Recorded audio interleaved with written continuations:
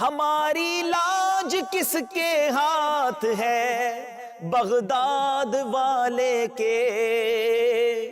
ہماری لاج کس کے ہاتھ ہے بغداد والے کے، مصیبت ٹال دینا کام کس کا غوث اعظم کا، مصیبت ٹال دینا کام کس کا غوث اعظم کا۔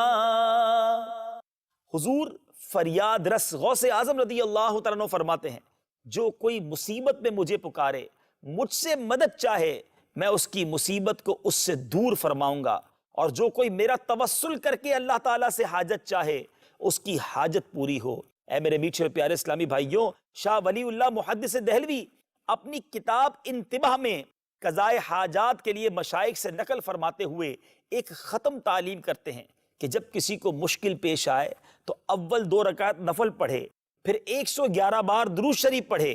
111 بار کلمہ تمجید، پھر 111 بار یا شیخ عبد القادر جیلانی شیئن للہ پڑھے، یعنی یا شیخ عبد القادر جیلانی خدا کے واسطے کچھ عطا کیجئے۔ تو فرماتے ہیں کہ اس کی برکت سے کئی لوگوں کے مسائل جو ہیں وہ حل ہو جاتے ہیں۔ کبھی آپ بھی اس کو ٹرائی کر سکتے ہیں۔